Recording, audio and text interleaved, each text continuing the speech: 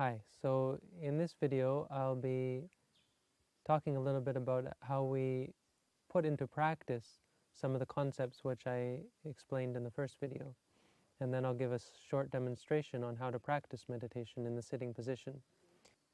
Sitting meditation is something which is done as a basic meditation practice. It's something which anyone can do. You can do it either in the cross-legged sitting position, you can do it sitting on a chair. You can even apply the same technique to a lying position for someone who is not able to sit up. At any rate, the practice of sitting meditation is to watch the movements of the body when we're sitting still. So at the moment when we're sitting still, the whole of our body is tranquil, and there's no movement in the body, except when the breath comes into the body and when the breath goes out of the body. There's a movement in the stomach. And if you put your hand on your stomach, you can feel this movement. For people who have never practiced meditation, it might seem unfamiliar, or it might be hard to find. But once you put your hand on the stomach, you'll be able to see for yourself that when the breath goes into the body, the stomach rises. Maybe just slightly, but it does rise naturally. When the breath goes out of the body, the stomach will naturally fall. If it's still hard to find even with your hand there, you can try lying down on your back.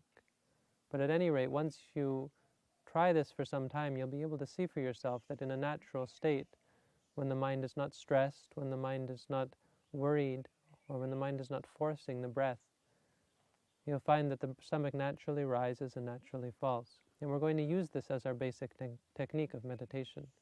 Once we get better at it, it'll become quite clear, and we'll be able to use it quite well as our meditation object. So here, when the belly rises, we're simply going to say to ourselves, rising. When the belly falls, we're simply going to say to ourselves, falling.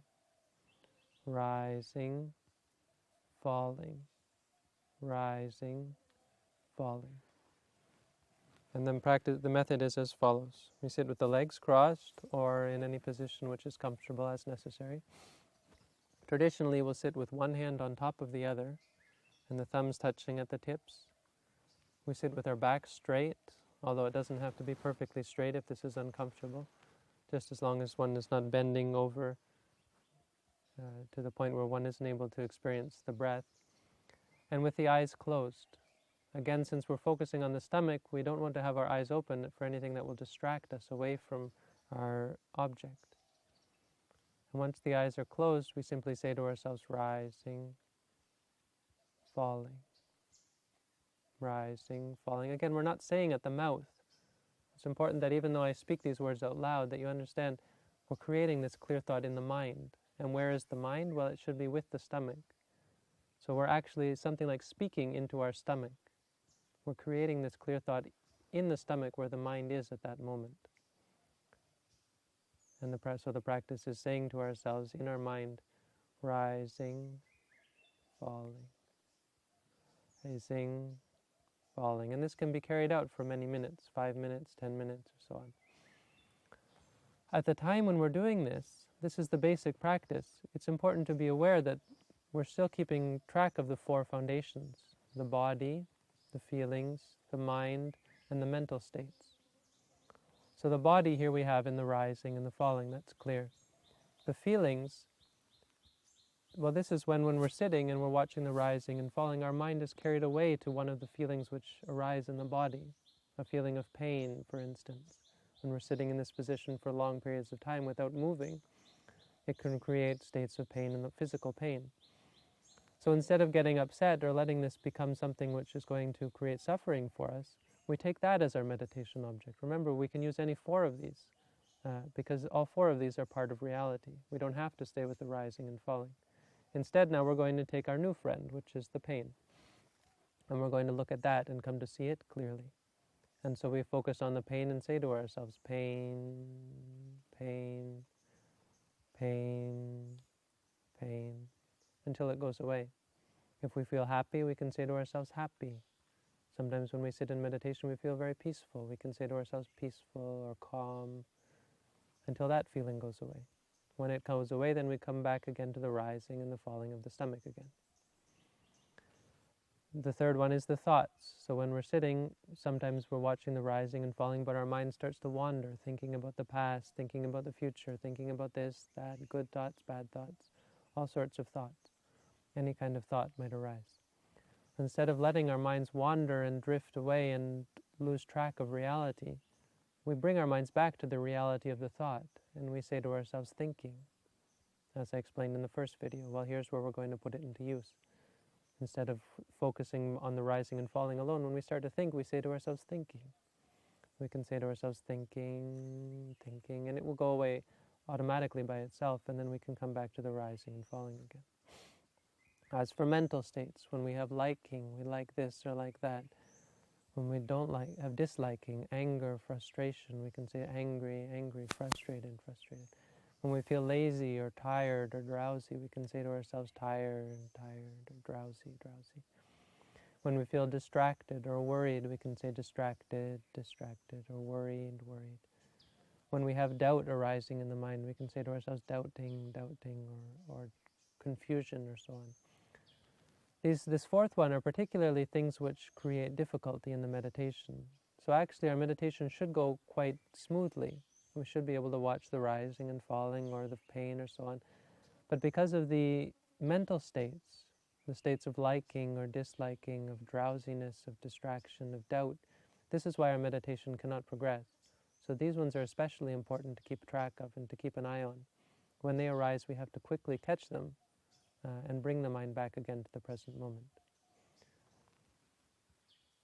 The benefits of this practice of meditation, what we should see as we practice, the first thing which we should see are that our mind starts to calm down, and it does actually become more peaceful, even though this isn't, right away this isn't our goal.